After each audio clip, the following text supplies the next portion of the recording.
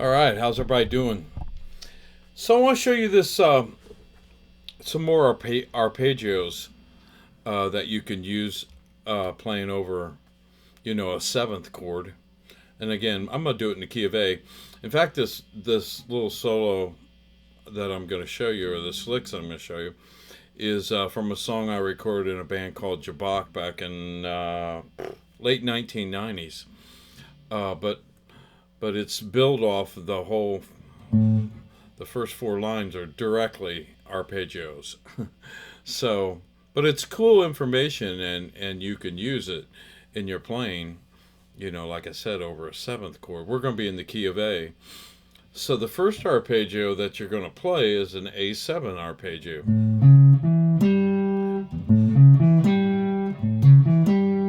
Then you're going to play a C sharp minor 7 flat 5 arpeggio. Then you're going to play an E minor 7th arpeggio.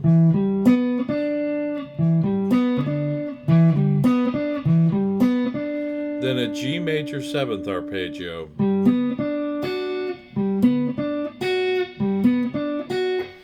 So let me play those four together and you'll hear where it's going.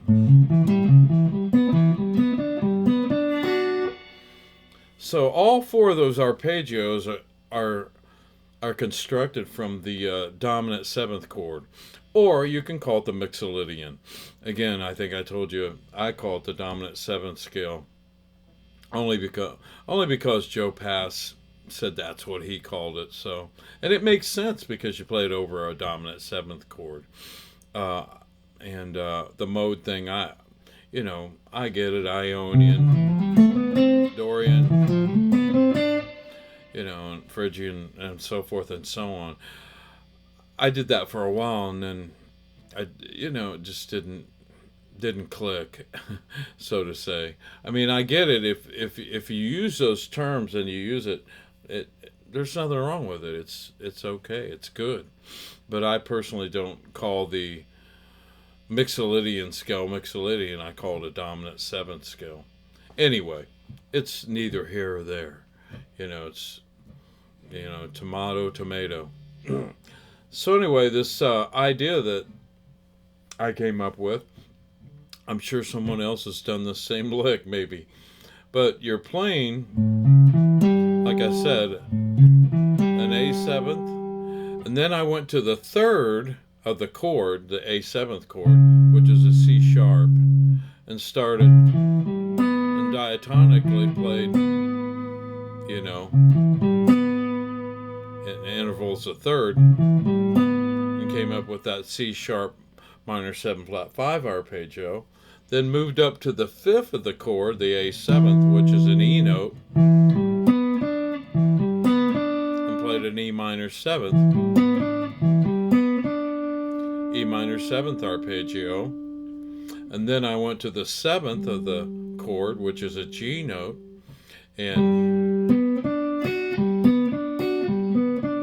went in intervals of thirds, and played the extension, and it was a G major 7th arpeggio. So I had,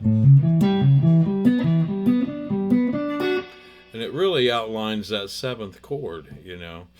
Pretty cool. It sounds hip, I think. But and then at the end,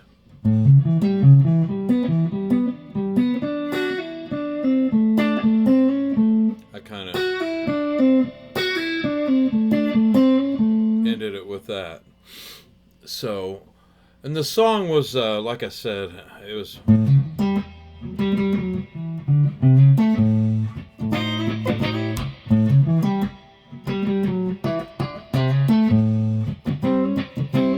It's a pretty funky song, had horns in it. But, so that was my opening line to the solo I played, this little arpeggio idea, and I just wanted to share it with you. But if you'll take those arpeggios that I just talked about, like that C.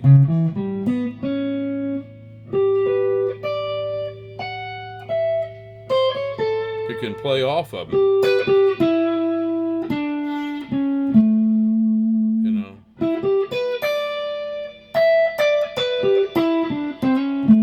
That's the C sharp. sharp minor 7 flat 5 sound. Here's the E minor.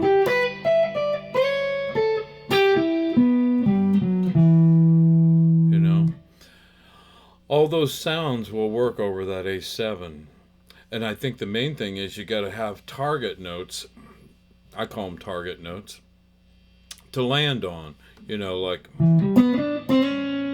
I like landing on the 3rd. Oops, my bad. Or the 5th.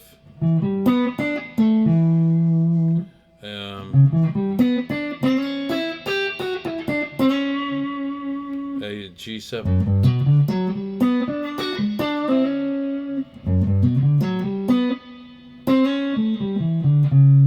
That was a G major 7th arpeggio I was playing there.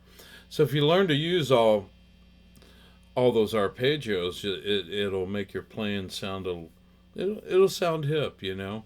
At least I think it sounds kind of cool, and it breaks you away from playing that minor, major pentatonic and flat 5 scale. All those scales are great though. You know, I'm not saying you shouldn't use those. I'm just saying these arpeggio ideas will open you up and let you hear other things. So let me tell you how I'm playing this. So we're starting here on this low A note on the 5th fret of the low E string. First finger on the 4th fret of the A string. 4th finger on the 7th fret of the A string. To the 5th fret of the D string with my 2nd finger. Then I'm starting here on the 3rd, the C sharp note. On the 4th fret of the A string, up to the 7th fret of the A string, 4th finger, to the 5th fret of the D string with my 2nd finger, to the 4th fret of the G string with my 1st finger. So then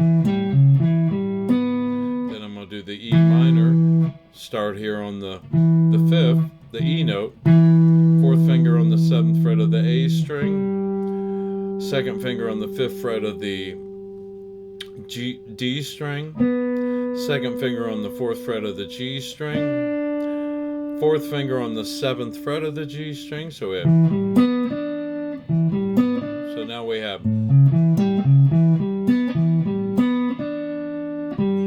Then you go to the 5th fret of the D string with your 2nd finger, with your 2nd finger, 4th fret of the G string, 1st finger, to the 7th fret of the G string, 4th finger. Roll your 4th finger down to the 4th fret of the, 4th finger down to the 7th fret of the B string. So now we have.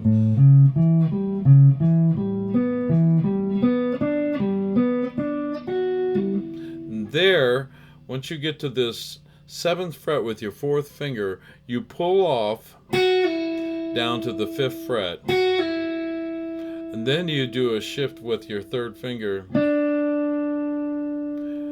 Put your 3rd finger on the 7th fret of the G string. So now we have.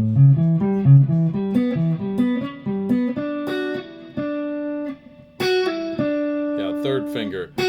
Robin Ford would play the 4th finger. I use my 3rd finger.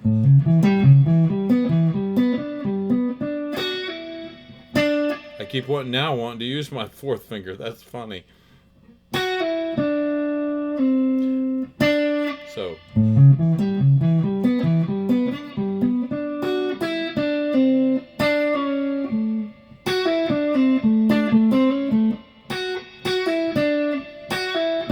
Wow, I keep wanting to use the 4th finger. That's crazy. Maybe I did use my 4th finger.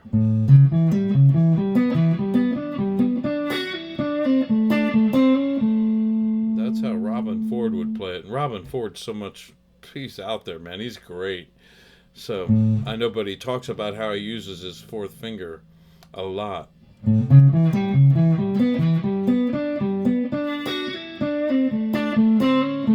I think I used my 3rd finger. I haven't played this lick since probably the late 1990s, but I did remember it and listen to it, and I thought, hey, that's a cool lick. It's using arpeggios. So that last part, pull off, then you come up here with your third finger on the 7th fret of the G string, pull off down to the 5th fret,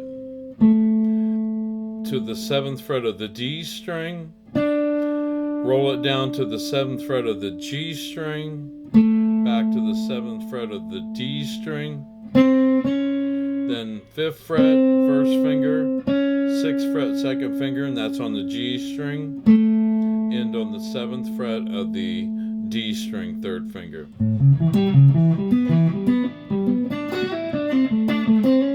That time I tried using my 3rd finger for the whole thing there.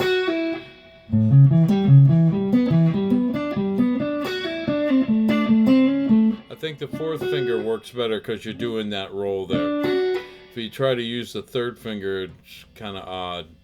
So.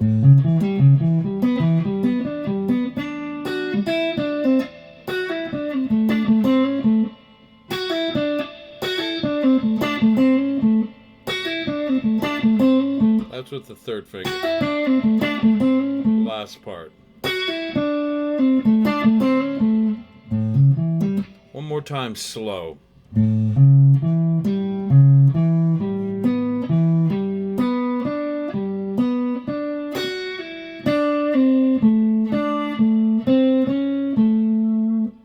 Put a little grid on it. So that's the lick.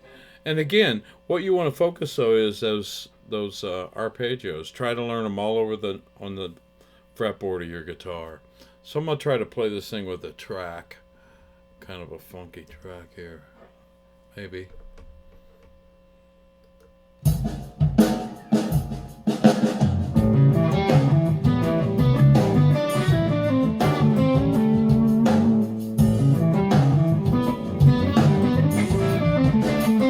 That was with the 3rd finger.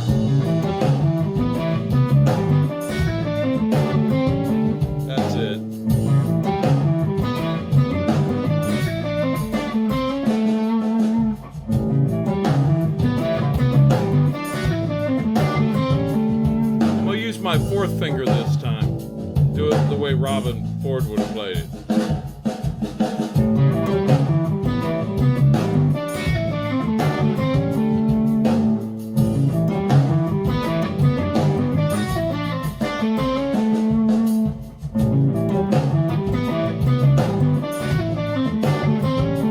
Feels pretty good doing it with the 4th finger, so. And I'm hybrid picking this too. Last note of each arpeggio I'm playing with my finger.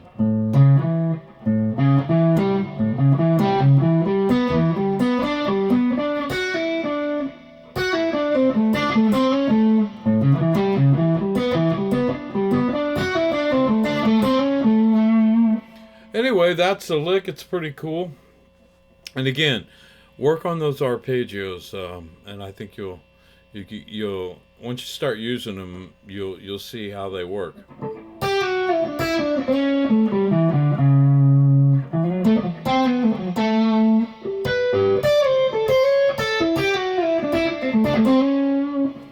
Anyway, have a good night, practice, and I'll see you next time.